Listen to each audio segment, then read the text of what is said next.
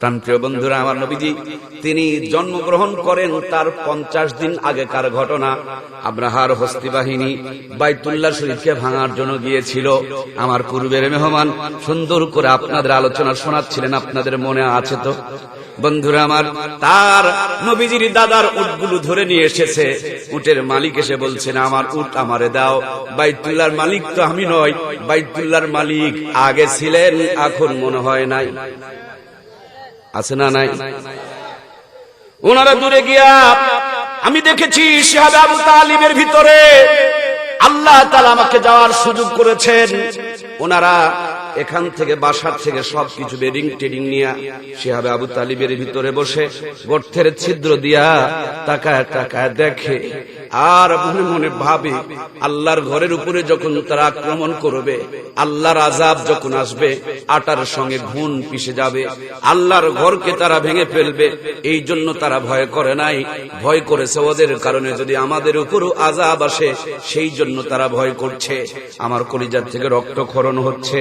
ওলামায়ে কেরাম কেন মূর্তি ভাস্কর্য নিয়ে কথা বলবে?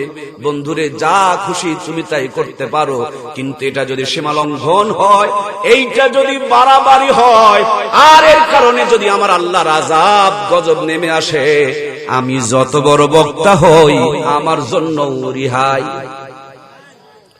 বনী ইসরাইলের ঘটনা আপনাদের জানা রয়েছে।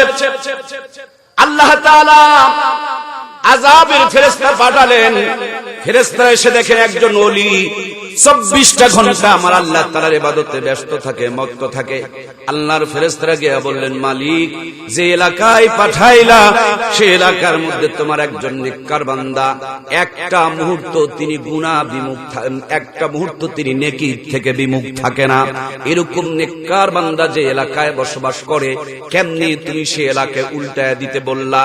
আল্লাহ বলেন, ওরে আগে উল্টায় দাও, তারপরে বাকিগুলোর ব্যবস্থা করো। কারণ সে একা জান্নাতে যেতে চায়, তার প্রতিবেশীদেরকে জান্নাতে নেওয়ার জন্য তার ভিতরে কোনো চিন্তা নাই, ধান্দা নাই। সুতরাং আমি একা জান্নাতি হয়ে আমার লাভ নাই। আমি বাংলার জমিনের 16 কোটি মুসলমানকে আল্লাহর জান্নাতে নিয়ে যেতে চাই। আমি বঙ্গবন্ধুকে নিয়ে কথা বলবো, কারণ এটা আমার নিয়ামত, এটা আমার সম্পদ, এটা আমার অধিকার। আমার মার যদি কেউ বেজ্জতি করে, এটা আমার যেমন বরদাস্ত হবে না। আমার বাবাকে যদি কেউ অসম্মান করে, সেটা আমি মেনে নেব না। ঠিক তেমনি ভাবে আমি ওই জায়গাতে তাকে মর্যাদা দিয়েছি, সম্মান দিয়েছি। বাংলাদেশের ইতিহাসে, বাংলাদেশের স্বাধীনে, বাংলাদেশের মাটিতে, বাংলাদেশের ভাষাতে, বাংলাদেশের আকাশে, বাংলাদেশের বাতাসে, বাংলাদেশের মাদ্রাসায়, বাংলাদেশের ইসলামী ফাউন্ডেশনে, বাংলাদেশের বাইতুল মুকাররম মসজিদে, বাংলাদেশের আমার ভাইয়েরা ইস্তেমার ময়দানে যে লোকটার হাজারো অবদান, যেই লোকটা সামান্য একটু স্বাধীনতার ভাষণে তারপরও তিনি ইসলামকে তুলে ধরে বলেছিলেন, রক্ত যখন দিয়েছি আরো রক্ত দেব, ইনশাআল্লাহ এদেশের মানুষকে স্বাধীন করে ছাড়বো। ইনশাআল্লাহ প্রমাণ করেছে কলিজার মধ্যে নাস্তিকতা নয়, ধর্ম নিরপেক্ষতা নয়, কলিজার মধ্যে ইসলামকে নিয়ে, ঈমানকে নিয়ে হুঙ্কার দেওয়ার কারণে আল্লাহ রহমত আসার পরেই আমরা স্বাধীন হতে পেরেছি। কথা বলুন ঠিক কিনা? তোমরা তোমাদের ধান্দার জন্য তোমরা এগুলো বলছো, বন্ধু আমাদের ভিতরে এরকম কোন ধান্দা নেই। আমরা অতি হৃদয় থেকে ভালোবাসি। বুঝি না বঙ্গবন্ধু, বুঝি না জিয়াউর রহমান, বুঝি যারা দেশের কল্যাণে খেদমত করেছেন তাদেরকে স্বীকার করতে, তাদের জন্য দোয়া করতে, তাদের জন্য হৃদয় উজাড় করে একটু ভালোবাসা দেখাতে। কারণ আমরা তাদের কষ্টের বিনিময় এই সুন্দর ভূখণ্ডটা পেয়েছি। কথা বলুন ঠিক কিনা? আপনি তাদের মূর্তি বানাবেন, আর আমার ইসলাম বলছে যেইটাই লাউ সেইটাই কদু, যেইটাই ডিম ওইটাই আন্ডা, যেইটাই বউ সেইটাই বধূ, যেইটাই পানি ওইটাই জল। আমরা তো এটাই বুঝি। ভুল বলতেছি মনে হয়? তো আমাদের বিশ্বাস, আমাদের আকীদা হলো, আমার আব্বার যদি আপনি মূর্তি বানান, হয়তো বা বাপের সম্মান বাড়লো, কিন্তু আমার বাবার মূর্তি হওয়ার কারণে আমার বাবার কবরে আযাব হবে না। সুতরাং আমরা সেই দাবির জায়গা থেকে বলছি, আমরা সেই দরদ নিয়ে বলছি, আমরা সেই ভালোবাসা নিয়ে বলছি। আপনি বুঝলে বুঝবেন, না বুঝলে না বুঝবেন, আপত্তি নাই, কিন্তু আমরা ভালোবাসি। তার জন্য বলি, কারণ তিনি অনেক কল্যাণকর অবদান রেখে গিয়েছেন। আমরা এমন কিছু না করি যার কারণে আমাদের মরহুমদের কবরের মধ্যে আল্লাহর আযাব গজব আসে। কথা বলুন ঠিক কিনা? আমার প্রাণপ্রিয় ভাইয়েরা, ওরা গর্তের ভিতরে তাকায়া বাইতুল্লাহর দিকে তাকায় তাকায় থাকতো। আল্লাহর ঘর যদি তারা আক্রমণ করে আল্লাহর আযাব আসবে। এই আযাব যদি আসে আমাদের রক্ষা নাই, আমাদের ছাড় নাই। হযরতে মূসা আলাইহিস সালামের গল্প আপনারা শুনেছেন। অত্যন্ত জালালী মেজাজের পয়গম্বর ছিলেন। একদিন হঠাৎ করে পথিমধ্যে চলতে চলতে ডাকতে বলেন, মালিক তোমার সব ভালো লাগে, মাঝে মাঝে কিছু কিছু জিনিস আমার কাছে বড় উল্টা পাল্টা লাগে। এই যে জমিনের মধ্যে লতা লতা কদুর গাছ, এত বড় বড় কদু ধরে, তরমুজ ধরে, অথচ বিশাল বড় এই যে বিশাল বড় আপনার বট গাছ, বট গাছের ভিতরে ছোট্ট ছোট্ট ফল ধরে। আমার মন বলছে এই ছোট্ট ফলটা এই ছোট গাছে দেওয়ার দরকার ছিল, বড় ফলটা ওই বড় গাছে দেওয়ার দরকার ছিল। হঠাৎ করে তিনি ক্লান্ত হয়ে গেলেন, গাছের নিচে শিকড়ের উপরে মাথা দিয়ে একটু ঘুমিয়ে পড়লেন। আস্তে করে একটা বটের গাছের ফল পরে নাকের ডগায় পড়ছে, লাফ দিয়ে উঠছে। টাটকা ঘুম আর জালালী মেজাজের পয়গম্বর লাফাইতে শুরু করেছে। এবার নিজের ভুল বুঝতে পেরে ডাকতে বলে, আল্লাহ আমি যা বুঝি তা ঠিক না, তোমার হিসাব এটাই হলো চূড়ান্ত ঠিক। মূসা আলাইহিস সালাম ডাকতে বলেন, মালিক আমি বুঝি না, অপরাধ করবে একজন, শাস্তি খাটবে 10 জন, এটা তোমার কেমন বিচার? যারা নামাজ পড়ে না বন্যা এসে তাদের বাড়িটা ডুবায় দেখ, কিন্তু নামাজের বাড়ি কেন ডুবে যায়? যারা নামাজ পড়ে না ভূমিকম্পের সময়, ফজরের সময় প্রত্যেক দিন ভূমিকম্প আসুক যাতে করে বেয়াদবেরা ঘুম ছেড়ে ঘর থেকে বের হতে বাধ্য হয়, কিন্তু নামাজের ঘর কেন ভেঙে যায়? মূসা আলাইহিস সালামের চিন্তাটা এরকম, আল্লাহ অপরাধ করবে যে শাস্তি খাটবে সে, একজনের অপরাধে কেন 10 জন শাস্তি খাটবে? আমার আল্লাহ ডাকতে বলে, মূসা রে আমি যা বুঝি তুমি কিন্তু তা বোঝো না। হযরতে মূসা বলেন, আল্লাহ এটাও মানি যে আমি আপনার সমান বুঝি না, আপনার ধারে কাছে না, কিন্তু এটা আমার কাছে বড় বেমানান লাগে। আল্লাহ তাআলা হযরতে মূসার শরীরে তঙ্গা দিয়া দিলেন, তিনি একটা গাছের নিচে ঘুমিয়ে পড়লেন। বিষ পিঁপড়া চিনেন না ভাইয়ের আমার? ক্যাপসুল মার্কা চিনেন না? যদি খালি কামড়ায় একবারে কি সুন্দর মজা। জীবনে কোনোদিন এরকম মজা পাইছেন নাকি? আমি কয়েকবার পেয়েছি, এত মজা লাগে, মনে মনে বলতে থাকে, ওগো আল্লাহ কেন তুমি এই ছোট্ট পিঁপড়ার মধ্যে এত মজা দিয়েছো? আজকের বিজ্ঞান গবেষণা করে বের করেছে, সাপের বিষে মানুষ মরে যায়, আবার সাপের বিষ ছাড়া মানুষকে সুস্থ করা মুশকিল হয়ে যায়। যেই সাপের বিষে মানুষ মরে, ওই সাপের বিষকে রিফাইন করে ঔষধ তৈরি করে মানুষকে বাঁচাইতে পারে। ওই বিষ পিঁপড়ার ভিতরে আল্লাহ তাআলা রহমত আর বরকত রেখেছে। আপনার আমার ছোট্ট মেমরি দিয়ে আমরা বুঝতে পারি না। আল্লাহর পয়গম্বর মূসাকে যখন একটা বিষ পিঁপড়ায় বসাইছে, ঘুম থেকে লাফ দিয়ে উঠে চুলকাইতে শুরু করছে, মেজাজ মহা গরম। আল্লাহর পয়গম্বর ডাকতে বলে, মালিক এটা তোমার কেমন বিচার? ছোট্ট একটু পিপলিকা কিন্তু এত বিষ দিছো কেন? দিছো তো দিছো, একটু কম দিলেই তো সারতো। যখন একটু জ্বালা পোড়া বন্ধ হয়েছে, আল্লাহর প্রিয় পয়গম্বরের মেজাজটা একটু ঠান্ডা হয়েছে। আল্লাহ সালাম দিয়ে বলে, আসসালামু আলাইকুম ওয়া রাহমাতুল্লাহ, ও আমার পয়গম্বর কেমন আছো? আল্লাহর পয়গম্বর বলেন, আলহামদুলিল্লাহ আল্লাহ আমি ভালো আছি। তোমার মেজাজ গরম না নরম? আল্লাহ বলেন, আমার চাইতে তুমি ভালো। মূসা আলাইহিস সালাম বলেন, আমার চাইতে তুমি ভালো জানো। আল্লাহ তাআলা স্মরণ করিয়ে দেয়, মূসা রে কয়টা পিঁপড়ায় কামড়াইছে? কয়টা? কিন্তু তাকায় দেখে অনেকগুলো পিঁপড়া একবারে সমানে সবগুলো মারছে। আল্লাহ বলেন, পয়গম্বর একটুখানি পূর্বে তুমি আমার কাছে বলেছিলে অপরাধ করবে যে শাস্তি খাটবে কে? একজনের অপরাধে 10 জন কেন শাস্তি খাটবে? সুতরাং পিঁপড়া কামড়ালো একটা, তুমি মেরে ফেললে 10টা, এটা হলো দুনিয়ার বিচার। যদি একজনের অপরাধে 10 জনকে শাস্তি দেওয়া হয়, যে একজন ভালো আছে জীবন মরণ দিয়া, বাকি খারাপ 10 জনকে ভালো করার জন্য চেষ্টা করবে। কারণ একা ভালো থেকে লাভ নাই, সবাই মিলে ভালো থাকতে হবে, না হলে আয়লা আসবে, ঘূর্ণিঝড় আসবে, টর্নেডো আসবে। এই আয়লা দুর্যোগ, ঘূর্ণিঝড়, টর্নেডো সেনাবাহিনী প্রশাসন আধুনিক যন্ত্রপাতি দিয়া রক্ষা করা যাবে। কয়েকদিন আগে ফজরের টাইমে যখন ভূমিকম্প এসেছিল, মুয়াজ্জিন আযান দিলে ঘুম ধরে, ঘুম ছাড়ে না।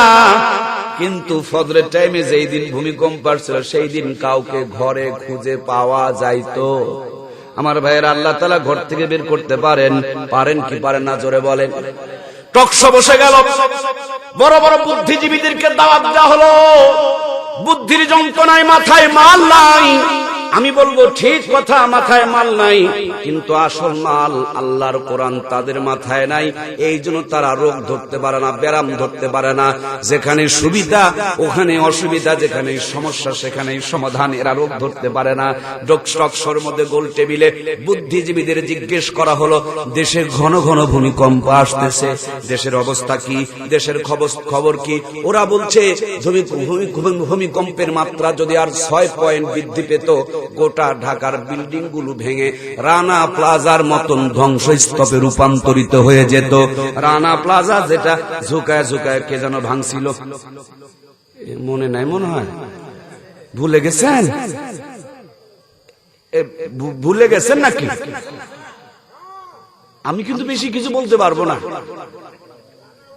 আমি শুধু কায়দাটুকু বলবো, আর বেকায়দাটা আপনাদের বলাই না। এত দূর থেকে এসে বেকায়দার কথা বলতে আমি রাজি না, ওনাদের কথা আমি নকল করে শোনাইলাম।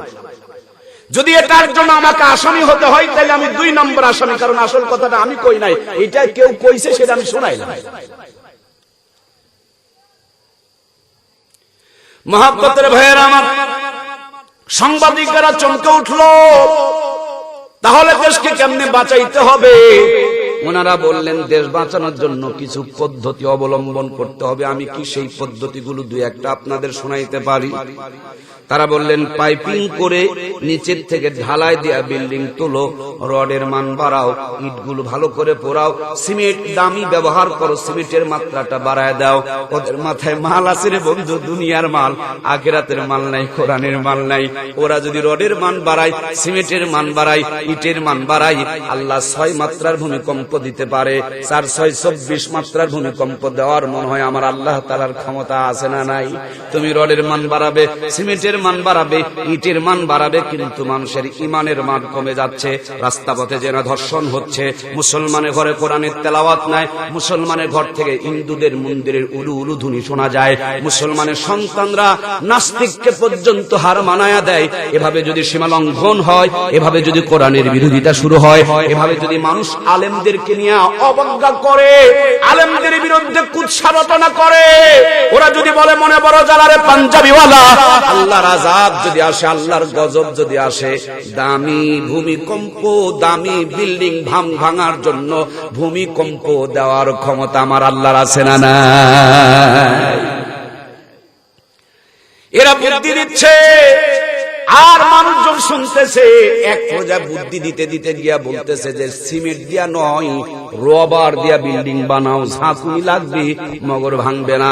রড দিয়া সিমেন্ট দিয়া নয়, তোমরা প্লাস্টিক দিয়া বিল্ডিং বানাও, তাহলে ওজন হবে না। কিন্তু আমি আমার টাকু মাথার ভাইদেরকে বলতে চাই, আল্লাহ তাবারক তাআলার 1000 মাত্রার ভূমিকম্প দেওয়ার ক্ষমতা আছে না নাই? আল্লাহ যদি ওই মাত্রার ভূমিকম্প দিয়ে দেয়, তোমার বিল্ডিং তো দূরের কথা, মাথার মধ্যে যেই কয়টা চুল নামক মাল আছে ওইটারও খুঁজে পাওয়া। এই জন্য প্রিয় বন্ধুরা আমার, রডের মান বাড়ানো আমার আপত্তি নাই, সিমেন্টের মান বাড়ানো আমার আপত্তি নাই, ইটের মান বাড়ানো আমার আপত্তি নাই, কিন্তু আমার আপত্তি এক জায়গায়, সঙ্গে সঙ্গে ইমানের মানও বাড়াতে হবে। কথা বলুন ঠিক কিনা? ইমানের মান যদি বাড়ানো যায়, আল্লাহর আযাব গজবকে আঙ্গুলের ইশারা দিয়া বন্ধ করার ক্ষমতা মুমিনের আছে না না? হযরত বেলাল হাফসির কাছ থেকে মুয়াজ্জিমের দায়িত্ব অব্যাহতি দেওয়া হলো। কলিজার ভিতরে, হৃদয়ের মধ্যে আল্লাহ, বেলাল হাফসি মানুষকে জড়িয়ে ধরে চোখের পানি ছেড়ে দিয়ে আল্লাহর কাছে রোনাজারি শুরু করে দিল, মালিক আমার অপরাধ কোন জায়গায়? আমি তোমারে ডাকি, কাফেরদের সহ্য হয় না, আমার বুকের উপরে বড় পাথর তুলে দিয়ে রাখছি যাতে করে আমি কথা বলতে না পারি, তারপর তোমাকে ডাকি, কারণ না ডাকলে তো আমি শান্তি পায় না, আমার মুখ থেকে তোমার ডাকটুকু কেড়ে নিবে। এই জন্য তারা আমার হাত পায়ের মধ্যে প্যারাক মেরে মরুভূমিতে শোয়ায় রাখছে, ওরা কষ্ট দিয়া মজা পায়, আর আমি তোমাকে তোমাকে ডেকে আমার কলিজার মধ্যে শান্তি পায়। জোরে বলুন না সুবহানাল্লাহ। যখন আমার মুখ থেকে আহাদ আহাদ আল্লাহ তোমার নাম বন্ধ করতে পারে না, জিহ্বা টেনে বের করে নিয়া ওই জিহ্বার মধ্যে পেরাক মেরে জিহ্বাটা আমার ছিদ্র করে দিয়েছে। আল্লাহ গো, তোমাকে ডাকার জন্য আমার জিহ্বা ছিদ্র হয়ে গেছে, আর জিহ্বা ছিদ্র তার জন্য এখন সুবিধা করে আমি আজান দিতে পারি না। আশহাদু বলতে গিয়া বাতাস বের হয়ে যায়, আমার আওয়াজটা স্পষ্ট হয় না। তোমাকে ডাকার জন্য জিহ্বা ছিদ্র হলো, আর জিহ্বা ছিদ্র সেই জন্যই মুয়াজ্জিমি চলে গেল। যেই জিহ্বায় আমি তোমাকে ডাকতে পারবো না, সেই জিহ্বা আমি দুনিয়ার বুকে চাই না। মালিক মুয়াজ্জিমি ফিরায় দাও, নইলে আমাকে তুমি দুনিয়া থেকে উঠায় নাও। হযরত বেলাল বালিশ টিপে ধরে আছে, পূর্ব দিকের সূর্য ওঠাকে আমার আল্লাহ তাআলা বন্ধ করে দিয়েছে। নতুন মুয়াজ্জিম আকাশ বাতাস ভারী করে আযান দিলেন। রাহমাতুল লিল আলামিন ফজরের নামাজ পড়ার জন্য মসজিদে তাশরীফ নিয়ে আসলেন। সুন্নত পড়ে অপেক্ষা করছেন, পূর্ব দিক সাদা হবে, নবীজি নামাজের ইমামতি করবেন। কিন্তু কোনো কমে পূর্ব দিক সাদা হচ্ছে না। এটা তো পশ্চিম দিক নাকি বলেন আমার ভাইয়েরা? মদিনা শরীফ থেকে দক্ষিণ দিকে মুখ করে নামাজ পড়তে হয়। কাবা শরীফ দক্ষিণ দিকে, আমাদের দিক থেকে পশ্চিম দিকে। মসজিদে নববী থেকে পূর্ব পাশে বাবে সালাম দিয়ে, যেদিকে সালাম দিয়ে বাবে বাকির দিকে আসতে হয়। বাবে বাকির পশ্চিম পাশে উঁচু পাথরগুলো আজও পর্যন্ত রয়েছে। বিশ্বনবী এক পা দুই পা করে হেঁটে হেঁটে জান্নাতুল বাকির পশ্চিম কর্নারে, সেখানে এসে উঁচু একটা পাথরের উপরে ভর করে তাকায় দেখতেছেন পূর্ব দিক ফর্সা হচ্ছে না, কেন যেন অন্ধকার হয়ে আসতেছেন। বিশ্ব নবী বারবার পূর্ব গগনে তাকাচ্ছেন। আল্লাহর ফেরেশতা জিবরাইল আমিন হাজির হয়ে গেছে, সালাম দিয়ে বলে, নবীজি গো, এত রাত্রে কেন আপনি এখানে অপেক্ষা করছেন? রাহমাতুল লিল আলামিন বলেন, কই রাত, ফজরের আজান তো বহুত আগেই হয়ে গিয়েছে। আমি একটু সকাল হবে, ফর্সা হবে, নামাজ শুরু করব, কিন্তু অপেক্ষা করছি। ফর্সার পরিবর্তে আরো অন্ধকার হচ্ছে, তার জন্য আমি অপেক্ষা করছি। নবীজি বলেন, আজান হয়ে গেছে। আর মানুষের সুরত ধারণ করে আল্লাহর ফেরেশতা হযরত জিবরাইল তিনি বলছেন, এখনো পর্যন্ত আজান হয় নাই। সাহাবীরা পাশে দাঁড়ায় দাঁড়ায় চিন্তা করছেন, এই লোকটা মনে হয় ঠসা। কি সুন্দর নতুন মুয়াজ্জিম আজান দিল, এই লোক কি ঘুম ঘুমাইছে এখনো পর্যন্ত জানতে পারে না এটা মানুষ না ফেরেশতা। কথা বলেন না ভাই? এটা ফেরেশতা মানুষের সুরত ধারণ করে নবীজির সাথে কথা বলছে।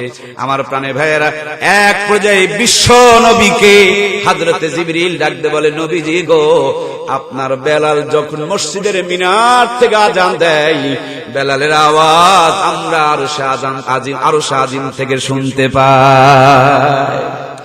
নবীজির বুঝতে বাকি নাই, বেলালকে মুয়াজ্জিমি থেকে অব্যাহতি দেওয়ার কারণে আল্লাহ তাআলা সূর্য ওঠা বন্ধ করে দিয়েছেন। সাহাবায়ে কিরামরা ছুটে চলে গেলেন। হযরতে বেলাল তখনও পর্যন্ত বালিশ জড়িয়ে ধরে কান্না করতেছেন। রাহমাতুল লিল আলামিনের পক্ষ থেকে সালাম জানানো হলো। হযরতে বেলাল ফিরে আসলেন, মসজিদে নববীর মিনারে চড়ে আজান দিলেন। আজান হলো, তারপর সূর্য উদিত হলো।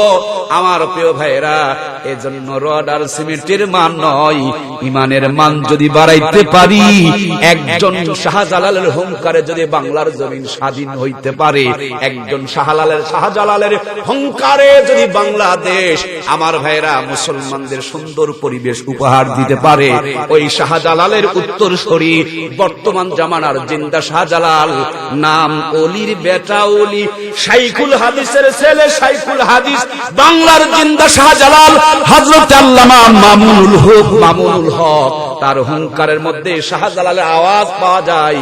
এই জন্য গোরগোবিন্দের সেলা চামুন্ডা গুলো ভয় পাই। ভয় পেয়ে লাভ নাই, আল্লাহর দিনের বিজয় আমার আল্লাহই করাবে। কথা বলুন ঠিক কিনা? আমার প্রাণপ্রিয় ভাইয়েরা, থমকে গেলে হবে না। আলোচনা হয়েছে, বিশেষ মেহমান আলোচনা করেছে। যখন দেবতার নামে ওই যে লোকটাকে মারার জন্য আঘাত করা হয়েছিল, মরে নাই, আল্লাহর নামে আঘাত করার সাথে সাথে তিনি মারা গিয়েছিলেন, মনে আছে না নাই?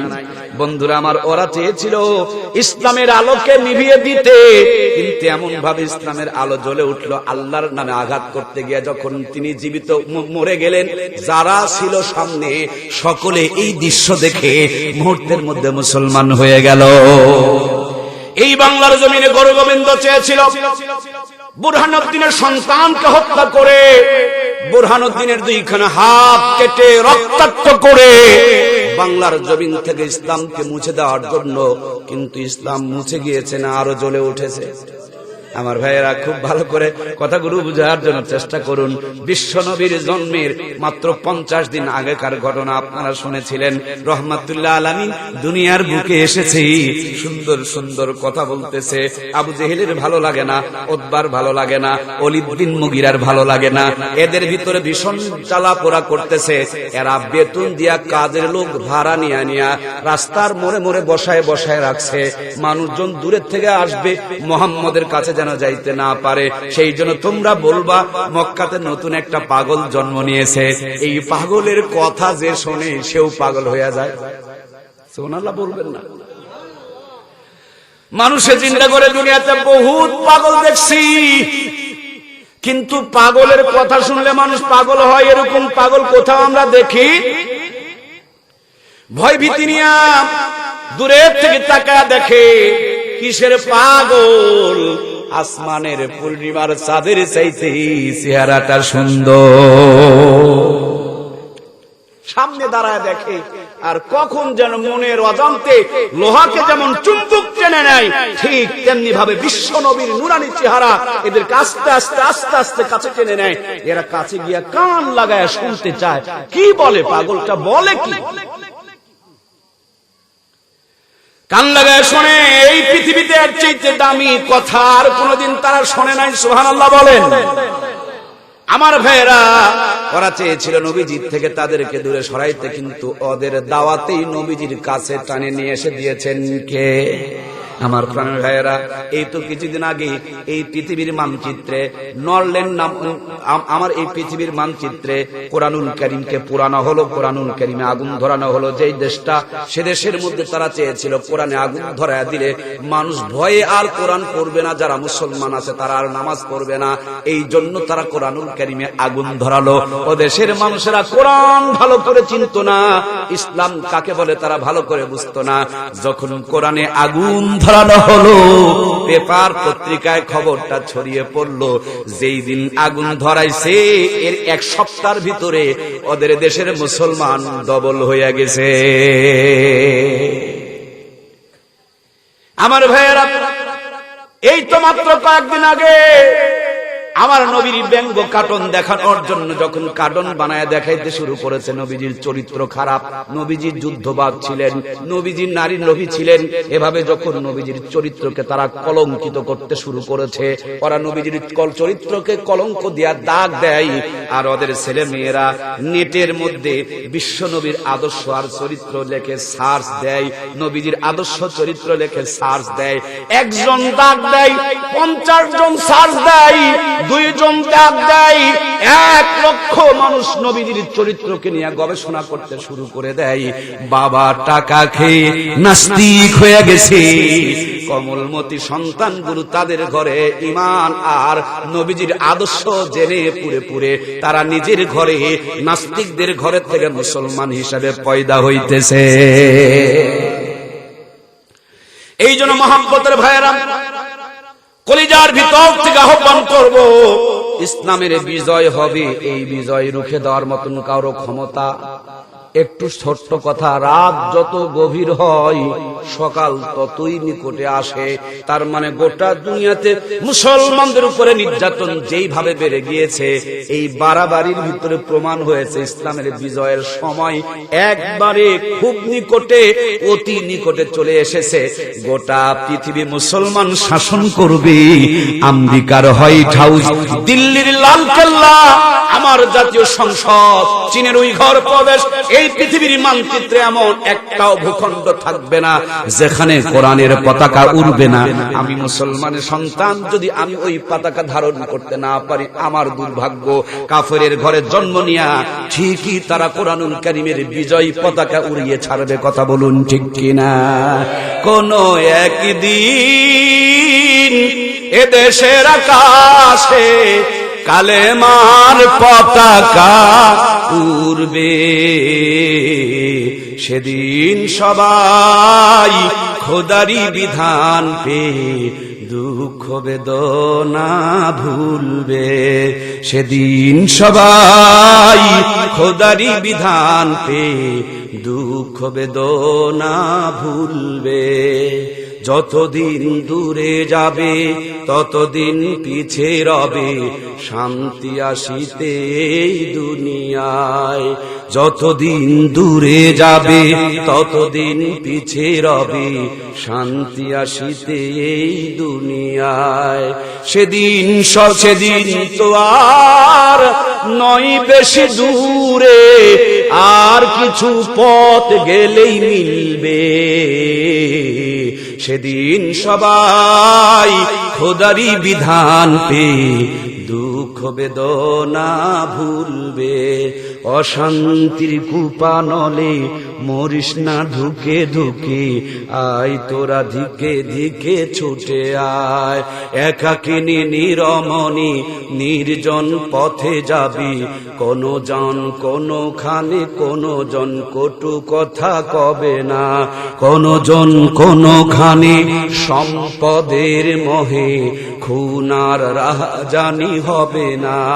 সেদিন তো আর নয় বেশি দূরে, আর কিছু পথ গেলেই মিলবে, সেদিন সবাই খোদারি বিধান পেয়ে দুঃখ বেদনা ভুলবে। কোন একদিন এদেশের আকাশে কালেমার পতাকা উড়বে, সেদিন সবাই খোদারি বিধান পেয়ে দুঃখ বেদনা ভুলবে। জোরে বলুন মারহাবা।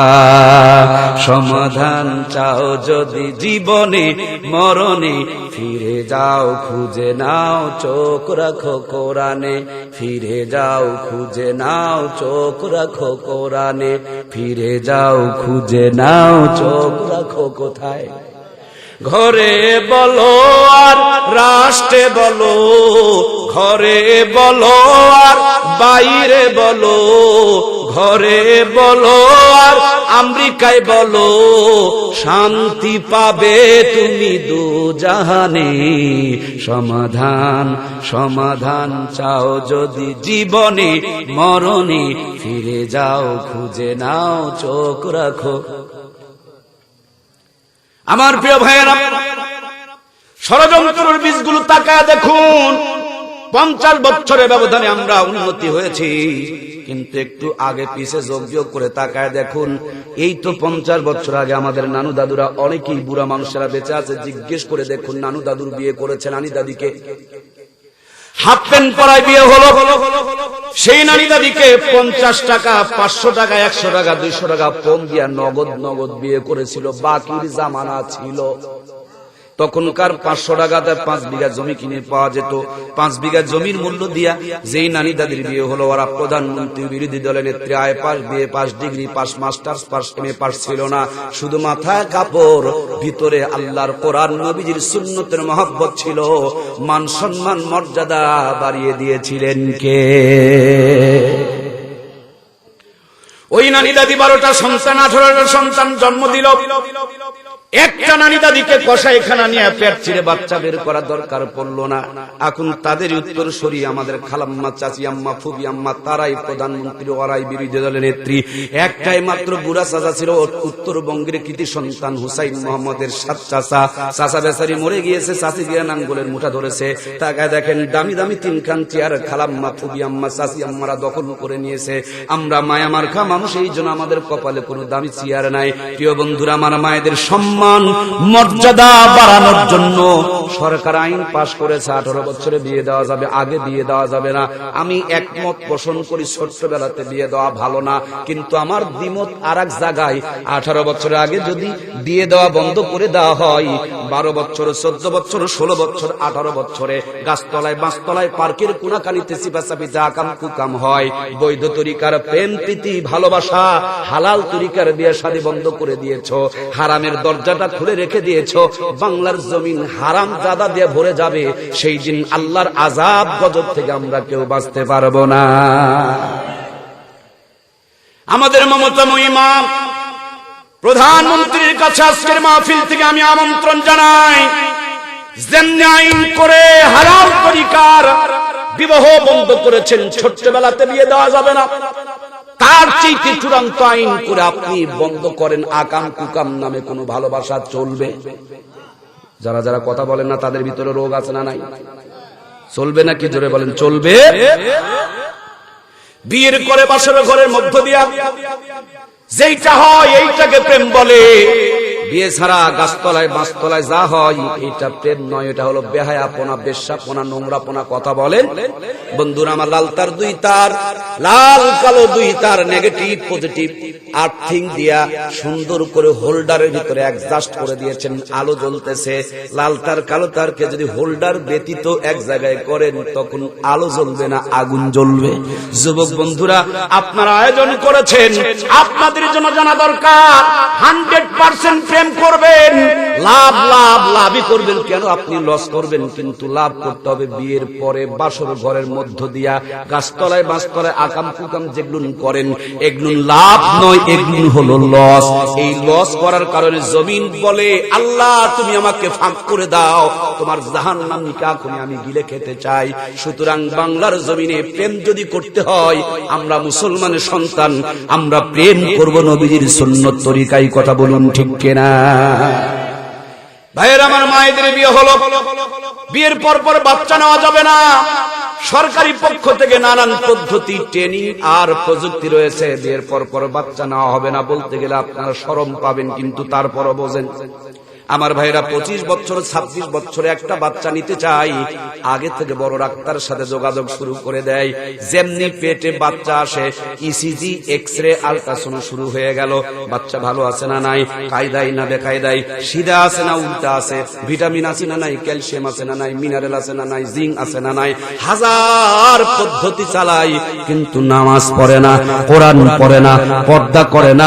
যোগ্য করে দেখেন বাচ্চা যখন ডেলিভারি হয়, বাড়িতে ডেলিভারি করার ক্ষমতা নাই, ওই কষাইখানা নিয়ে পেট চিরে বাচ্চা বের করতে হয়। কথা বলুন ঠিক কিনা? নানি দাদিদের সন্তানেরা বুকের দুধ খেয়ে শেষ করতে পারত না, আর এখনকার আমাদের মায়ের বুক থেকে তাদের সন্তানেরা দুধ পায়।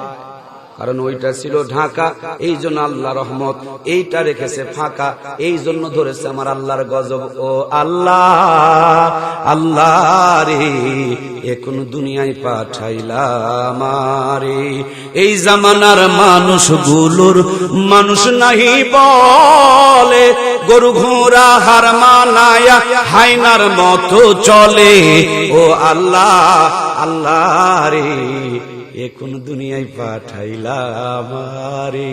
আল্লাহ আল্লাহ বলবো কেমনি? আমি এমন একজন তো না, কওয়াও যায় না, সওয়াও কয় না কেন, সওয়াও আসবো গাড়িতে, কিন্তু রাস্তা মেকআপ হবে না। চিন্তা করলাম সৈয়দপুর থেকে অন্তত পক্ষে ঢাকা পর্যন্ত বিমানে গেলে কিছুটা সময় মেকআপ হবে, শরীরটা একটু রেস্ট পাবে। বিমানে টিকিট কাটলাম, বিমানে চড়তে গিয়া মাথা নিচু হয়ে যায়। তার মানে ওই যে মুখে একটু সাইনবোর্ড আছে, মাথায় একটা টুপি আছে, কি যে এক বিপদ! এমন বিভৎস বিশ্রী পোশাক পরেছে, সামনে তাকানোর মতন কোনো অস্তিত্ব নাই। আজকের কথা বলছি,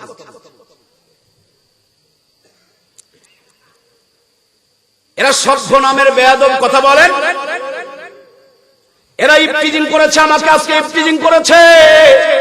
মিডিয়ার ভাই আপনি শিরোনাম দিতে পারেন, হুজুরকে মেয়েরা ইফতিজিং করেছে, তার মানে আমাকে চড়তে তারা বাধাগ্রস্ত করেছে, আমাকে তাকাতে তারা বাধাগ্রস্ত করেছে, আমার মাথা উঁচু করতে তারা বাধাগ্রস্ত করেছে। তাদের বেহায়া পোশাকের কারণে মাথা উঁচু করে তাকানোটা বর্তমানে মুশকিল হয়ে গেছে। কথা বলুন ঠিক কিনা? যত বড় হাজিগিরি আর মুত্তাকিগিরি দেখান না কেন, সামনে তাকাবেন পায়জামা ফাটা, পিছনে তাকাবেন মাজায় কাটা, ঘাড় ঘোরাবেন তাও আবার সিনেমার পোস্টার লাগা। আমার সোনার বাংলা, আমার ডিজিটাল বাংলা বাংলা, আমার কলিজার টুকরা বাংলা। সুবহানাল্লাহ নাই, আলহামদুলিল্লাহ নাই, শুধু আস্তাগফিরুল্লাহ নাউযুবিল্লাহ তওবা দিয়া দখল হয়ে গেছে। কথা বলুন ঠিক কিনা? হায় রে সাধের দুনিয়ায় মানুষ পাওয়া বড় দায়, মানুষ দেখতে চলেন এবার জাদু ঘরে যায় সবাই, মানুষ দেখতে চলেন এবার কোথায় ভাইয়ের আমার? জাদুঘরে গিয়ে দেখবেন আদিম জামানার মানুষ আছে, সেই জামানায় শাড়ি, থ্রি পিস, পাঞ্জাবি, পায়জামা, লুঙ্গি ছিল না, কিন্তু মানুষের শরম ছিল, ইজ্জতের দাম ছিল, মানুষের ভিতরে মানবতা ছিল। এই জন্য বড় বড় গাছের পাতা, ভিন্ন গাছের লতা দিয়া মানুষ তার ইজ্জতকে, দেহকে, শরীরকে ঢেকে রেখেছে।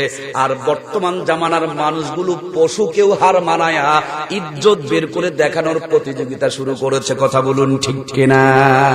আল্লাহ তাআলা কোরআনুল কারীমের আদেশ শুনে বলেন, ইন্নামাল মুমিনুনা আল্লাযীনা ইযা যুকিরাল্লাহ, আল্লাহ তাবারক তাআলা তাদের শুনে বলেন, ওয়ালাকাদ জারা'না লিজাহান্নামা কাসীরাম মিনাল জিন্নি ওয়াল ইনস লাহুম কুলুবুন লা ইয়াফকাহুনা বিহা ওয়া লাহুম আয়ুনুন লা ইবসিরুনা বিহা ওয়া লাহুম আযানুন লা ইয়াসমাউনা বিহা উলাইকা কাল আনআম বাল হুম আদাল উলাইকা হুমুল গাফিলুন।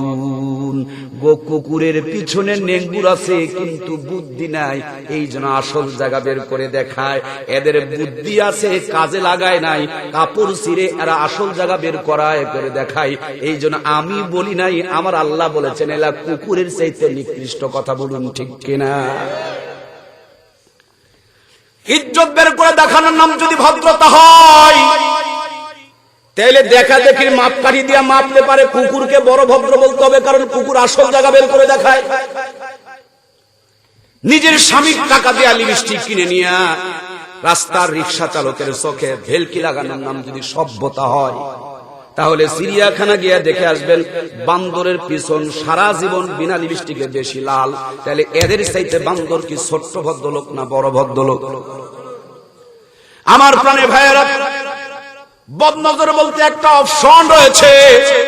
এই বদনজর থেকে বাঁচানোর জন্য দেখবেন রাস্তার পাশে যদি কদুর গাছ লাগায়, কদু, লাউ, লাউ কদু চিনেন তো আপনারা আমার ভাইয়েরা, কদুর গাছ যদি লাগায় বদনজর লাগবে, কদুগুলো পচে যাবে। তার জন্য মায়েরা বুদ্ধি করে খেরের বন্দা দিয়া বুল বানায়, মাথার মধ্যে পাতিল দেয়, গায়ে একটা সিরা জামা গায়ে দেয়, যাতে করে বদনজর যদি কেউ লাগাতে চায় আগে বুশের দিকে পড়ে বদনজরটা নষ্ট হয়ে যায়। কদুর ঝাংলায়, কদুর ডগায় যেন বদনজর না লাগে।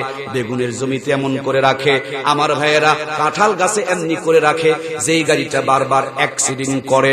আমি মিথ্যা বলছি না, আপনাদের বিবেক দিয়েছেন আল্লাহ, আপনারা গবেষণা করে দেখবেন। অ্যাক্সিডেন্ট করা গাড়ির নিচে দেখবেন জুতা ঝোলানো থাকে, বদনজর থেকে এড়ানোর জন্য জুতা ঝোলানো থাকে।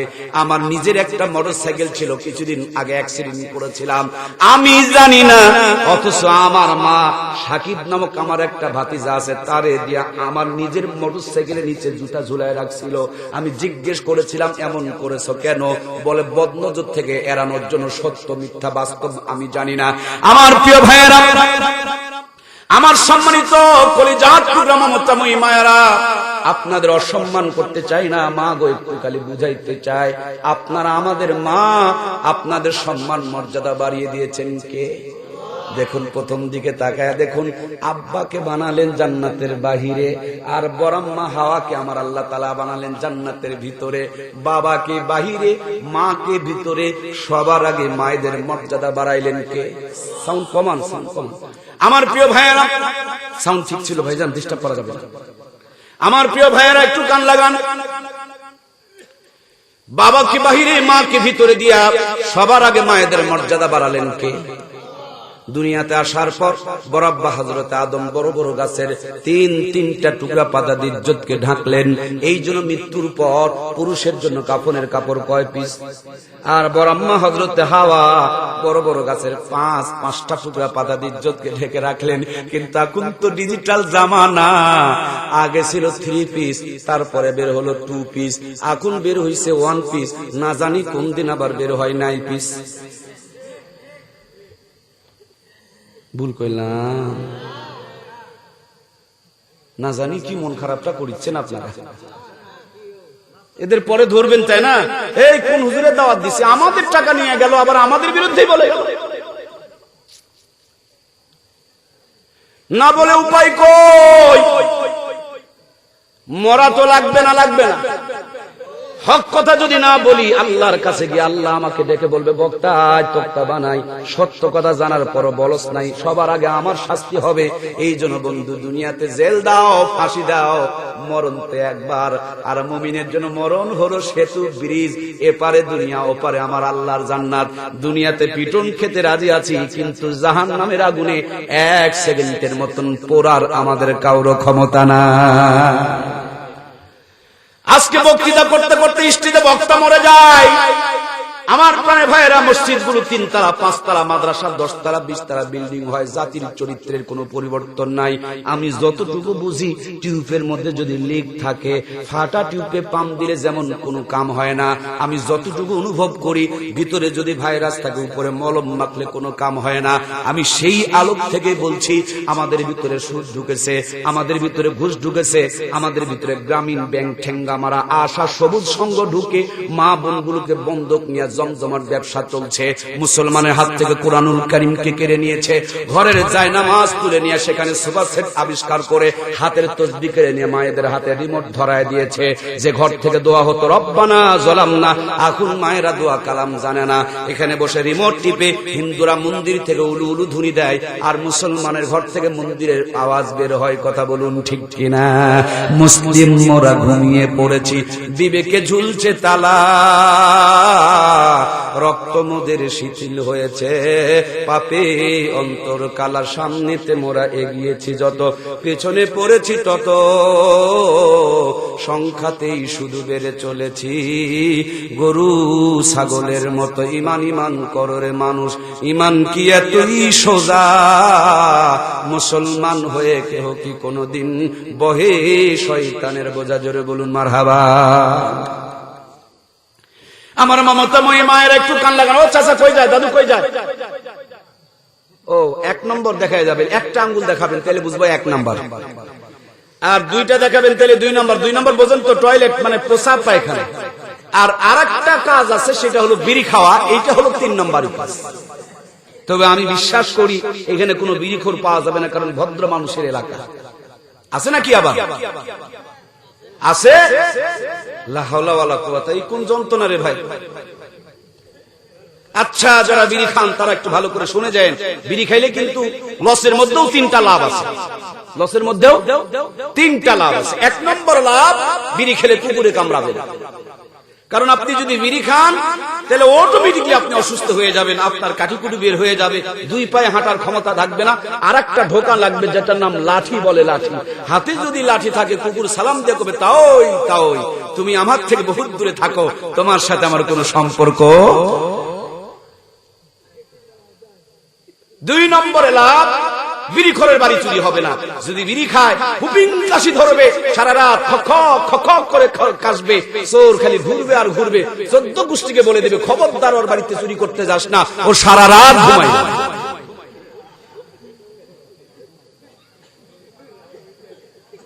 কষ্ট পাচ্ছেন?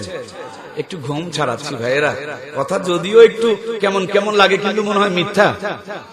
ও সত্য।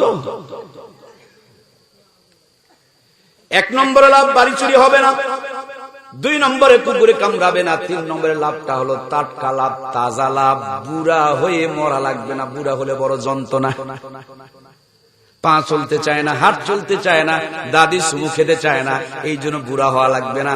বিড়ি খাবেন, যুবক বয়সে মরে চলে যাবেন, বুড়া হওয়া পর্যন্ত সময় পাবেন না।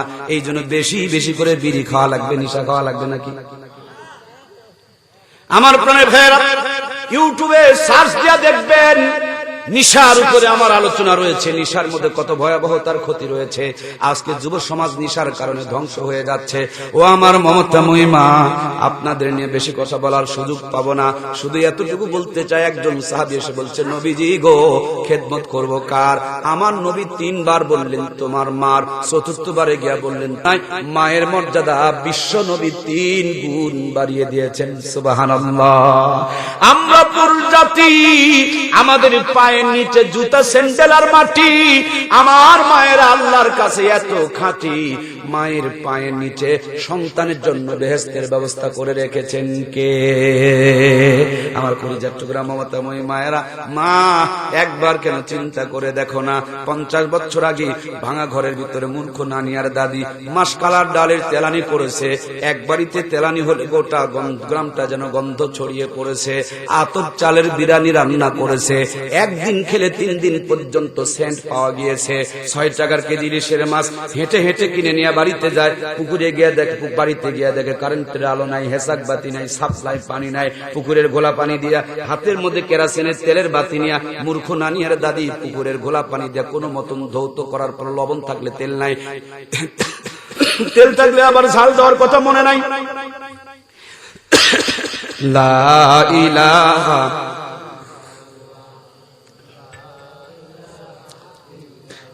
সুবহানাল্লাহ।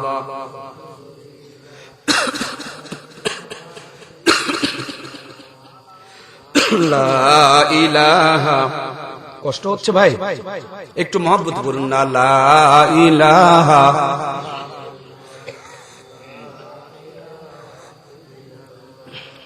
লা ইলাহা, আল্লাহকে যারা ডাকিবে ভবে, আমার আল্লাহকে যারা ডাকিবে ভবে, আল্লাহ তাদের আপন হবে। ইহকালে শান্তি, পরকালে মুক্তি দিবেন তাদের আল্লাহ তাআলা। লা ইলাহা ইল্লাল্লাহ, লা ইলাহা, জোরে লা ইলাহা।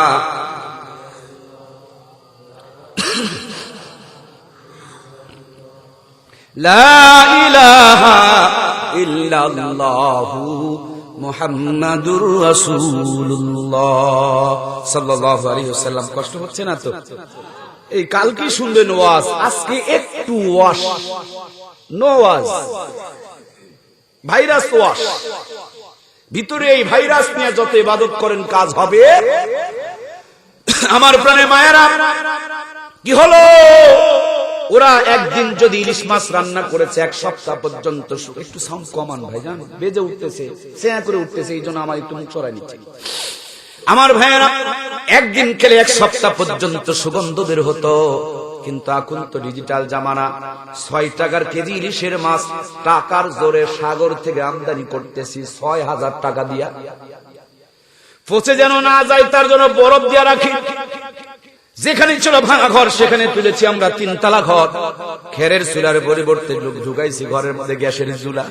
সাধারণ মশলার পরিবর্তে ব্যবহার করছি রাঁধুনি গুঁড়া মশলা। মূর্খ নানি দাদিদের নাতনিদের কায় pass, BA pass, degree pass, MA pass করাইছি। উন্নতি হয় নাই রে বন্ধু, বহুত উন্নতি হয়েছে। 6000 টাকার কেজি ইলিশের মাছ রাঁধুনি গুঁড়া মশলা দিয়া গ্যাসের চুলায় বসে ডিগ্রি পাস বউ রকমারি কায়দায় রান্না করে। রান্নার পর খাবার সময় নাকে নিয়ে চেক করতে হয় ইলিশ না সিলভার কাপ। কথা বলুন ঠিক কিনা? আগে কি সুন্দর দিন কাটাইতাম আমরা, আগে কি সুন্দর দিন কাটাইতাম। ফজর যখন হইতো মজমা জান দিত, মধুরা জান শুনে বিছানা ছাড়িতাম আমরা, মধুরা জান শুনে ঘুম ছাড়িতাম। যতই থাকুক কাম আগে নামাজ পড়িতাম, যতই থাকুক কাম আগে নামাজ পড়িতাম। নামাজ পড়িয়া কোরআন পড়িতাম আমরা, নামাজ পড়িয়া জিকির করিতাম। আগে কি সুন্দর দিন কাটাইতাম আমরা, আগে কি সুন্দর দিন কাটাইতাম। জোরে বলুন ঠিক কিনা? আমাদের কপালে বুঝি শান্তি নাই, আমাদের কপালে বুঝি আমার মদের শান্তি সুখের পায়রা বুঝি, শান্তি সুখের গো মোদের শান্তি সুখের পায়রা বুঝি।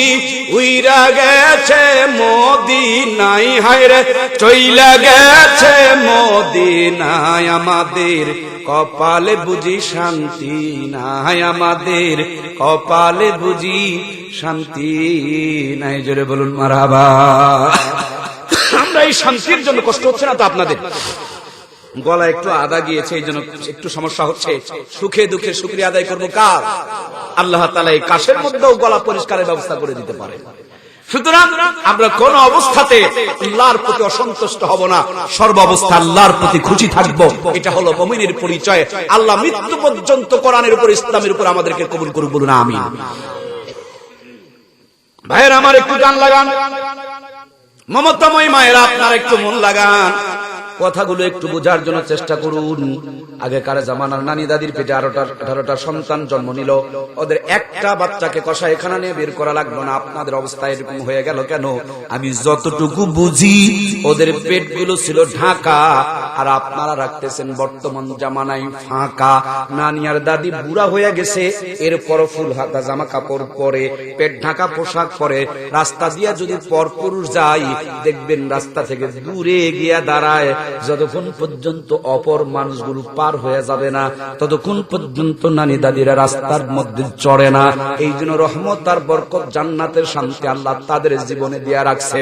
এখন তো ডিজিটাল জামানা, মেয়েরা ধাক্কা দিয়া আপনাকে এই রাস্তা থেকে নামায়া দিবে, কিন্তু ওরা নামতে রাজি। প্রাণপ্রিয় মায়েরা আমার, আপনারা তো তাদের বংশধর, যাদের জিন্দেগি নিয়ে একটু যদি আলোচনা করতে হয় চোখে পানি এসে যায়। হযরতে ফাতেমার কথা আপনারা কি শুনছেন না শোনেন নাই? নবীজির আদরের মেয়ে হযরত আলীকে কাছে ডাক দিয়ে নিয়ে বলে, প্রাণের স্বামী, জীবনে জুলুম করে দাবি করে আপনার কাছে আমি কোনো কিছু চাইনি, কিন্তু আমার মন বলছে গো, আজকে রাত্রি বেলা ঘুমের মধ্যে দেখেছি আমার আব্বা আমাকে নেওয়ার জন্য এসেছে। ওগো আমার স্বামী, আমার মন কেন যেন ডেকে ডেকে বলে, আজকে রাতেই মনে হয় তোমাদের ছেড়ে চির জগতের জন্য, চির জন্মের জন্য চলে যাব। স্বামী গো, লম্বা জীবনে যদি কোনোদিন অপরাধ করে থাকি, মনে কষ্ট দিয়ে থাকি, অন্যায় করে থাকি, আল্লাহর হস্তে তুমি আমারে মাফ করে দাও। কোনোদিন তোমার কাছে কোনো জিনিস জুলুম করে আমি চাই নাই, কিন্তু আজকে একটা জিনিস চাই, স্বামী রাত্রিবেলা যদি আমি মারা যাই, দিন পর্যন্ত অপেক্ষা করার দরকার নাই, রাতে আমাকে তুমি মাটি দিয়ে দিও। কারণ আমার বড় ভয় হয় জানাজা দেওয়ার জন্য যখন সামনে রাখা হবে, দিনের বেলা যখন মানুষের সামনে আমাকে আনা হবে, আমাকে সামনে রেখে মানুষেরা অনুমান করবে নবীর মেয়ে ফাতেমা এই পরিমাণ লম্বা ছিল, নবীর মেয়ে ফাতেমা এই পরিমাণ মোটা ছিল। আমি এই কারণে বেপর্দা হয়ে যেতে পারি, অনুমান করার কারণে গুনাহগার হয়ে যেতে পারি।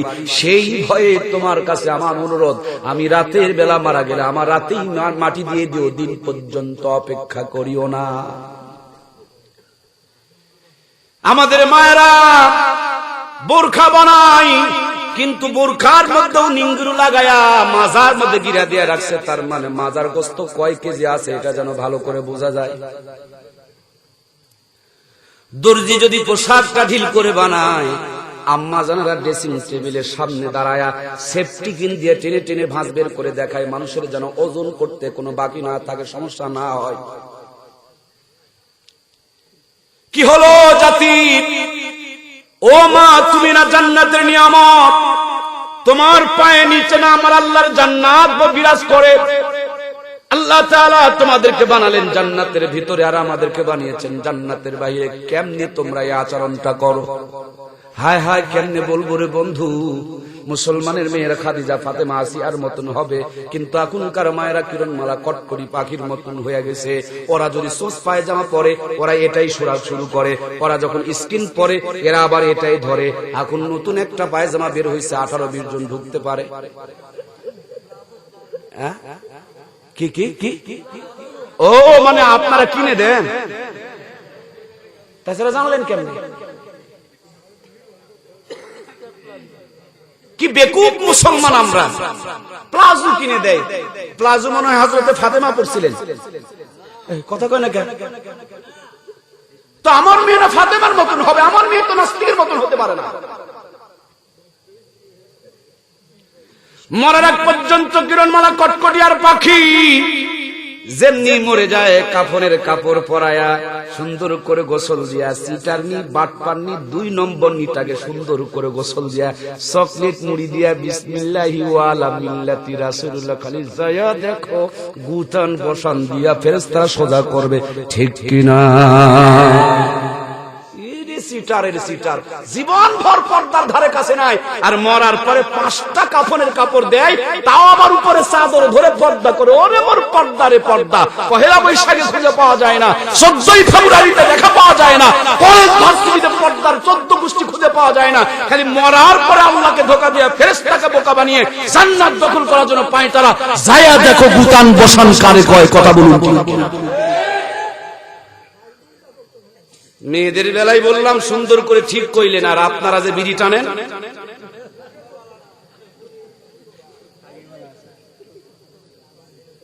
প্যান্টের চেন খুলে দিয়া বল বিয়ারিং রিং পিস্টন যা আছে সব বের করে কুত্তার মতন ছটছট করে স্প্রে করে দেয়, আবার গান গায় মনে বড় জ্বালারে পাঞ্জাবিওয়ালা। নাই নাই নাই, আমাদের দেশে নাই। কথা বলেন, কথা বলেন, আছে না নাই? উরি বাবা রে বাবা, 100 মেয়েকে ধর্ষণ করে সেঞ্চুরি অর্জন করে মিষ্টি খায়, বেয়াদবদেরকে নিয়ে 4 দোকানে আলোচনা নাই, কিছু মানুষের খালি আলোচনা। হুজুর জোরে গেল কা, ধীরে হয়ে গেল কা?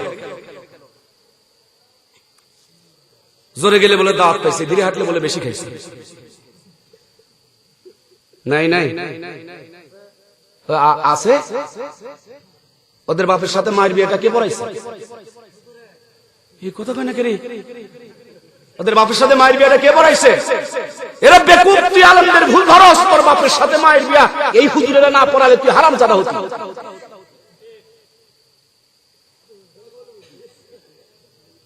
আমি চ্যালেঞ্জ করে বলতে চাই, আলেমদের যারা সব সময় ভুল ধরে এদের জন্ম কিন্তু ভালো কায়দায় হয়।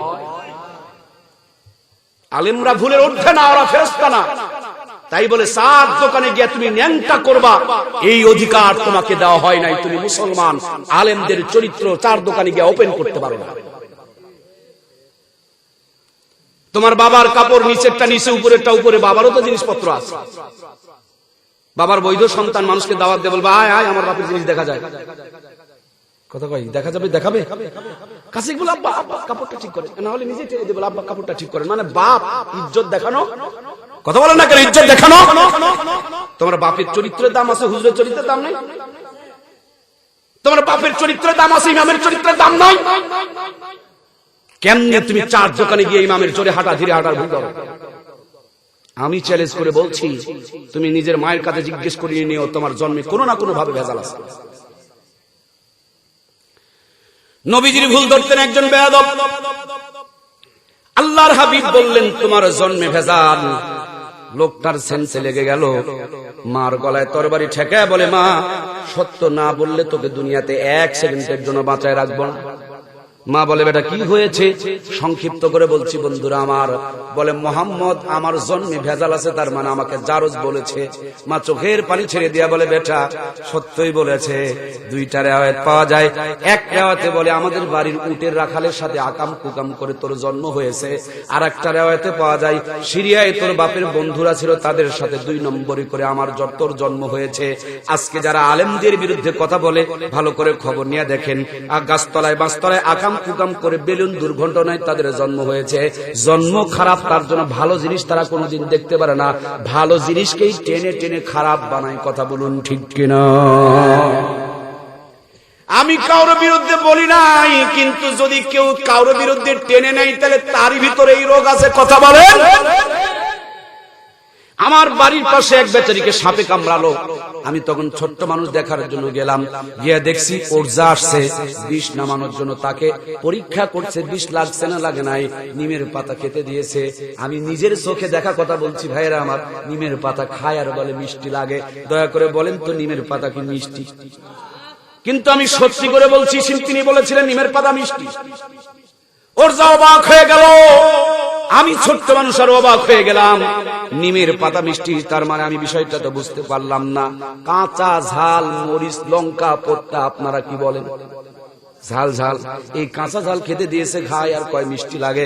অবাক হয়ে গেলাম, ঝাল আবার কবে থেকে মিষ্টি হলো? শুকনা ঝাল খেতে দিয়েছে। আমার চোখে দেখা, আমার ওই ভাইটার নাম ছিল আব্দুর রহিম, সে শুকনা ঝাল খায় আর কয় মিষ্টি লাগে।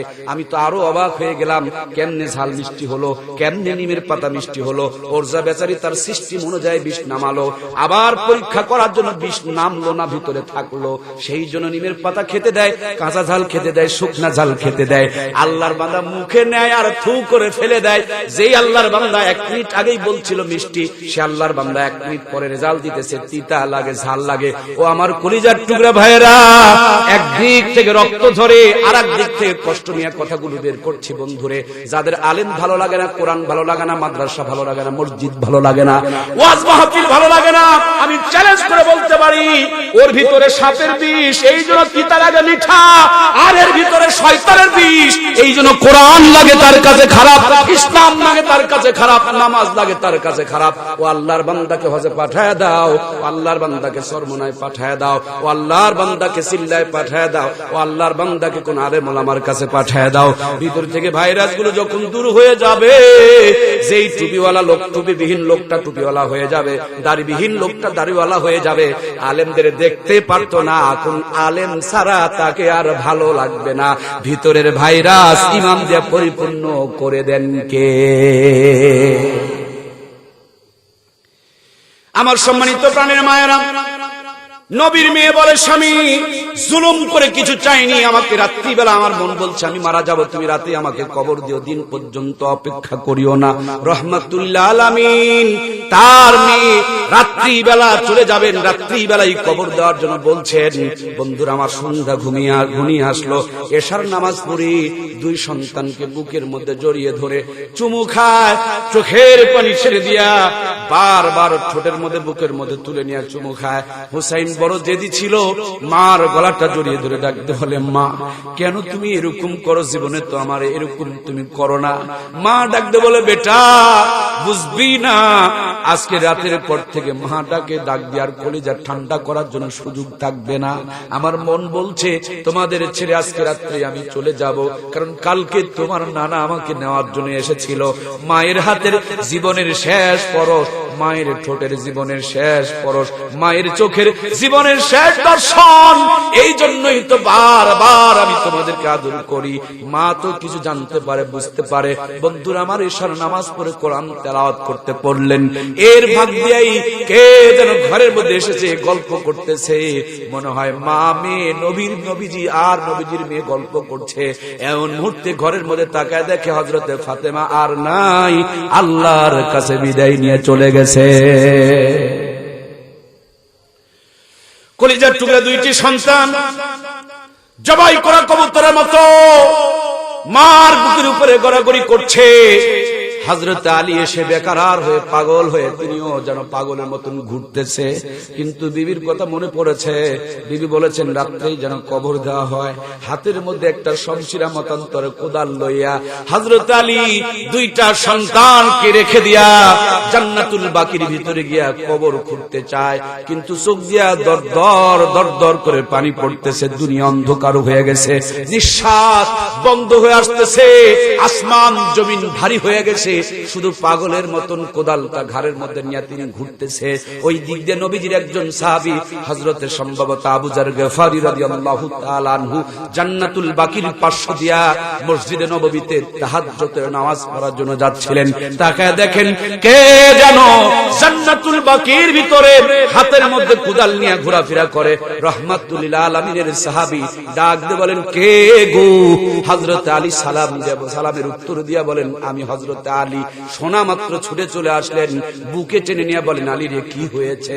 কে মারা গিয়েছে? কেন তুমি জান্নাতুল বাকির ভিতরে ঘোরাফেরা করো? হযরত আলী বলেন, নবীজির মেয়ে ফাতেমা আর নাই। নবীজির সাহাবী হযরত আবু জার আলীকে বুকে জড়িয়ে নিয়ে বলে, আলী বিশ্ব নবীর মেয়ে চলে গেল, তুমি আমাদের একটু জানালে না? রাত্রিবেলা কবর দেওয়ার জন্য তুমি কবর খুঁড়তে চলে এসেছে, তুমি তো খুব ভালো না। আলী চিৎকারে দিয়া বলে, ভাই আমাকে দোষায়ও না, নবীর মেয়ের জীবনের এটা শেষ স্বপ্ন, শেষ চাওয়া পাওয়া, এটা পূরণ করার জন্য, আমার নবীর মেয়ের আশাটুকু বাস্তবায়ন করার জন্য আমি এসেছি। কিন্তু চোখ দিয়া যে কিছু দেখতে পাচ্ছি না, যদি তুমি পারো তোমার নবীর মেয়ের জন্য একটু কবর খোঁড়ার ব্যবস্থা করো। হযরত আলীর হাত থেকে কোদাল লইয়া জান্নাতুল বাকির ভিতরে কবর খনন করলেন। কবরের মধ্যে নেমে ডাকতে বলে, কবরের মাটি তুমি কি জানো তোমার ভিতরে আজকে কাকে শোয়ানো হবে? তিনি জান্নাতের সমস্ত মায়েদের সর্দারনি হযরতে ফাতেমা। খবরদার খবরদার, কোনদিন বেয়াদবি করিও না। তুমি কি জানো আমার নবী কোনদিন মা মা বলে ডেকে কলিজা ঠান্ডা করতে পারে নাই। সব চাইতে যিনি বেশি, যাকে বেশি ভালোবাসতেন, মা মা বলে ডাকতেন। যুদ্ধে গেলে সবার পরে দেখা করে যেতেন, যুদ্ধ থেকে ফিরলে আগে মার সঙ্গে দেখা করতেন। সব সময় তিনি ফাতেমাকে বেশি ভালোবাসতেন। আমার সেই নবীর মা, খবরদার তুমি বেয়াদবি করিও না। জান্নাতের দুইজন সর্দার ইমাম হাসান হোসেনের মা, খবরদার বেয়াদবি করিও না। এই দুনিয়ার সমস্ত কাফেরদের জন্য বাদ আসাদুল্লাহিল গালিব হযরত আলীর বিবি, খবরদার বেয়াদবি করিও না। কবরের জবান খুলে গেল। কবর চিৎকার দিয়ে বলে, আবজার আমি এত পরিচয় জানি না, আমি এত পরিচয় চিনি না। আমল যদি ভালো হয় আমার ভিতরে ভালো ব্যবহার পাবে, আর আমল যদি খারাপ হয় আমার ভিতরে খারাপ ব্যবহারই সে পাবে। ও বন্ধু, যদি ফাতেমার ক্ষেত্রে এরকমটি কথা হয় তাহলে নিজের চিন্তা নিজে নিজে একটাবার করা দরকার আছে না না? সেই জন্য আমার আল্লাহ তাআলা কোরআনুল কারীমের মধ্যে বলেন, ইয়া আইয়ুহাল্লাযীনা আমানুত্তাকুল্লাহ, ও আমার আদরের বান্দা বান্দিরা, আমি আল্লাহকে ভয় করো, ভয় করার মতন। ওয়ালা তামুতুন্না ইল্লা ওয়া আনতুম মুসলিমুন, ততক্ষণ পর্যন্ত মরিও না যতক্ষণ পর্যন্ত পূর্ণাঙ্গ মুসলমান হইতে না পেরেছো। আমরা মরার আগে এদিক ওদিক আঁকা বাঁকা চলি, মুসলমান হওয়ার চেষ্টা করি না। যখন মরে যাই মুসারু তাসারু মদারু গাঁজারু আওয়ামী লীগ বিএনপি জামাত জাতীয় পার্টি তাবলিগ পাবলিক লম্বা টুপি খাটো টুপি জোরে আমিন ধীরে আমিন গুতাগুতি মারামারি পিটাপিটি সব বাদ দিয়া সুন্দর করে গোসল করায়, সুন্নত তরিকায় গোসল করায়, ক্যাবলার দিকে মুখ করে দেয়, কাফনের কাপড় পুরুষের জন্য 3টা মেয়েদের জন্য 5টায় পরায়। ওখানে কোনো দলাদলি।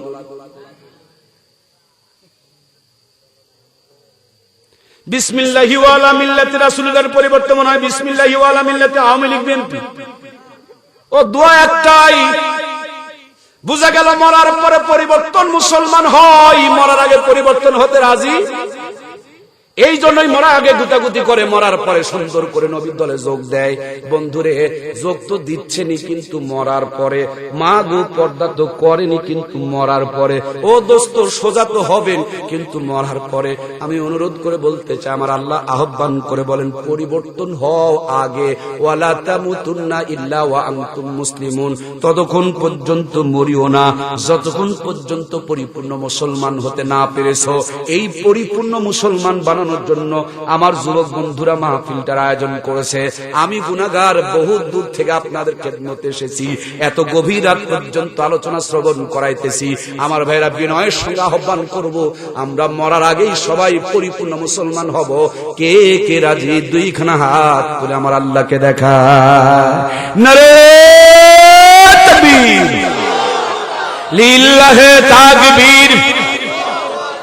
দুনিয়ার মুসলিম আওয়ামী লীগ বিএনপি জামাত জাতীয় পার্টি তাবলিগ পাবলিক লম্বা টুপি খাটো টুপি দললিন জললিন হাফিজুর রহমান সিদ্দিকী, মিজানুর রহমান আজহারি, মামুনুল হক, তারপর ওই যে আরেকটা তাহেরি, সবগুলো এক হক। ওয়াজ কি বোঝা গেছে ভাইজান? এক হতে হবে মরার আগে, পরিবর্তন হতে হবে মরার। আমরা রাজি আছি তো ইনশাআল্লাহ? তাহলে পরিবর্তন আজকে ফজর থেকে শুরু করব ইনশাআল্লাহ। একটা মানুষেরও ফজরের নামাজ কাজা করার মতন কোন অধিকার নাই। নামাজ শুধু ইবাদত নয়, নামাজ পড়লে ব্যায়ামও হয়। সুবহানাল্লাহ বলুন।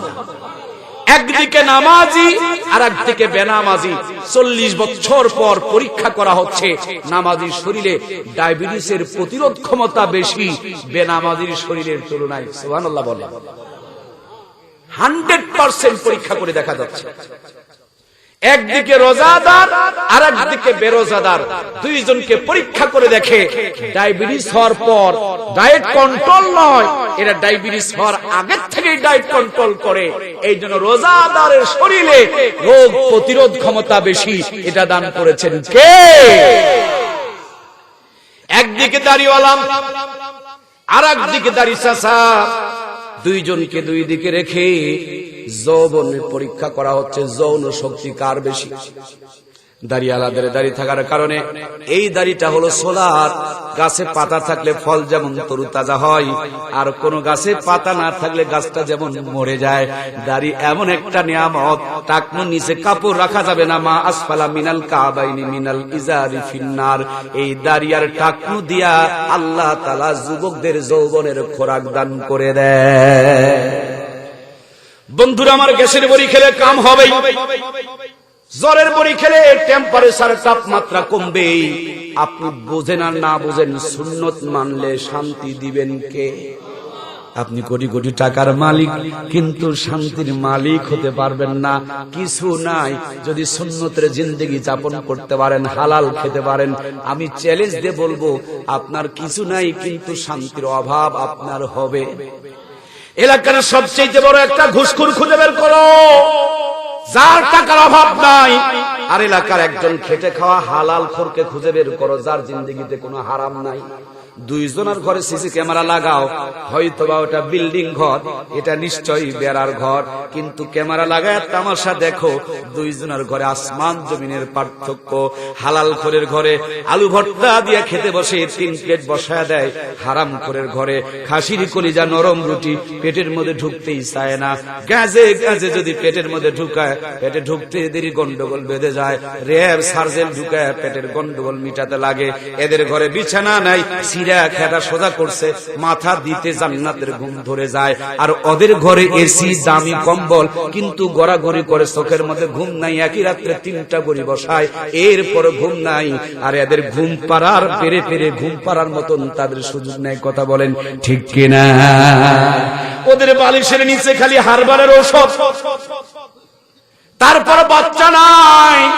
আর হালাল খোরের গায়ের মধ্যে হাড্ডি আর হাড্ডি। বাড়িতে গিয়ে দেখেন কম করে হলো এক গন্ডা সন্তান। সুবহানাল্লাহ কয় না? কিলাকিলি যদি লাগান, কিলাকিলি। রিক্সা চালক একটা বসাবে, ডায়াবেটিস ওরা 3 বার প্রসাব করে দিবে, রিক্সা চালকের সাথে পারবে? কথা বলুন না কেন বন্ধুরা আমার? বোঝানোর জন্য বলছি প্রাণের ভাইয়েরা, দরদ নিয়ে বলছি, কষ্ট নিয়ে বলতেছি। গাছের ছায়ার নিচে, যদি কোনো গাছের ছায়ার নিচে ধান হয়, দেখবেন ধানের গাছগুলো ভোটকা ভোটকা দেখা যায়, কালো কালো দেখা যায়। রোদের ধানটা টনটনা হয়, 16 আনা ধানের ভিতরে পাতার নাই, আর ছায়ারটা ভোটকা ভোটকা দেখা যায়। ফ্রিজের মধ্যে যতই থাকেন, এসির মধ্যে যতই থাকেন, যতই ভালো ভালো খাওয়ার চেষ্টা করেন, কিন্তু যদি হারাম থাকে, মুজ দেখা যাবে কিন্তু ক্ষমতা থাকবে না। আর রিক্সা চালায় যদি খায়, ভ্যান চালায় যদি খায়, হারাম যদি তার জীবনে না থাকে, আলুর ভর্তা দিয়াও 3 প্লেট বসাবে, নাক ডেকে ঘুমাবে, 3টা নয় 5টা সন্তানের বাপ হবে। একটা বউ কবার হবে না, 2টা বউয়ের জন্য চিন্তা করবে। আর তোমাদের বাড়িটা তোমরা খোরাক মিটাতে পারবে না, কাজের লোকের সাথে বের হয়ে যাবে।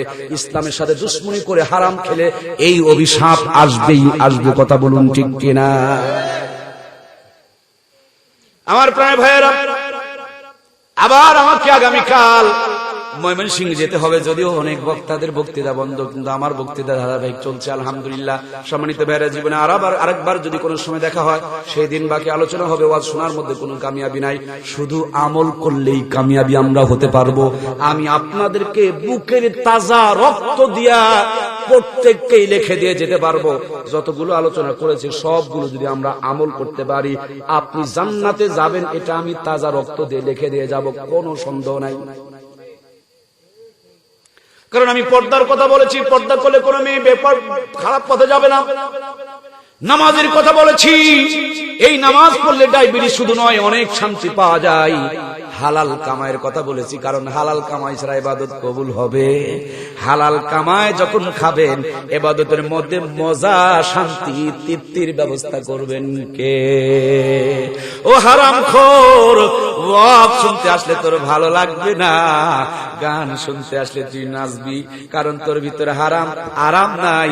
আর হালাল খোর যদি ওয়াজ শুনতে আসে, 1 রাত কেন, এরকম বক্তৃতা যদি 7 রাত হয়, তার কোনো বিরক্তি নাই, কারণ আত্মার খোরাক পাওয়া যায়। কথা বলুন ঠিক কিনা? আমার প্রাণের ভাইয়েরা, এখানে বসার আগে আপনাদের মনের অবস্থাটা যেমন ছিল এখন কি তেমনই আছে না একটু পরিবর্তন হয়েছে? তাহলে ওয়াজ শুনে যারা বোকা তারাই বলেছে। সুতরাং বন্ধুরা আমার, বেশি বেশি করে ওয়াজের ব্যবস্থা করব, আমরা ওয়াজ শুনতে যাব, আল্লাহর কোরআন তেলাওয়াত করব, তেলাওয়াত শুনবো। আল্লাহ আমাদের সকলকে কোরআনের জন্য কবুল করুক, জোরে বলুন আমিন। ফুলমিয়া মহোদয় সহ তার বংশের যারা বিদায় নিয়ে চলে গিয়েছেন, আল্লাহর কাছে দোয়া করছে আল্লাহ তারা সকলকে মাফ করে দেখ, জোরে বলুন আমিন। প্রাণপ্রিয় ভাইয়েরা, আগামীকাল দেশ বর্ণ জগৎ বিখ্যাত আমার নওগাঁর গর্ব আমার ভাইয়েরা সাইফুল্লাহ সাহেব, তিনি আপনাদের খেদমতে আগামীকাল আসবে। প্রত্যেকজন কম করে হলো 5 জন করে নিয়ে আসবো, রাজি আছি তো ইনশাআল্লাহ? 5 জন করে, এক একজন যদি নিয়ে আসি নিজের আমলের সওয়াব পাবো, ওই 5 জন ওয়াজ শুনবে তাদের সওয়াবটাও নিয়ে যেতে পারবো। তার মানে যাওয়ার সময় একা ওয়াজ শুনে 6 জনের সওয়াব নিয়ে যাওয়া যাবে, সুবহানাল্লাহ। ওদের মধ্যে থেকে কেউ যদি নামাজ ধরে নাই, সারা জীবন নামাজ পড়ে ও যত সওয়াব পাবে, আপনি ওয়াজ শুনে নামাজ ধরাইছেন, আপনাকে আল্লাহ তাআলা তার সারা জীবনের নামাজের সমপরিমাণ সওয়াবের ব্যবস্থা করে দিবে, ওর একটাও কমবে। সুবহানাল্লাহ বলেন না?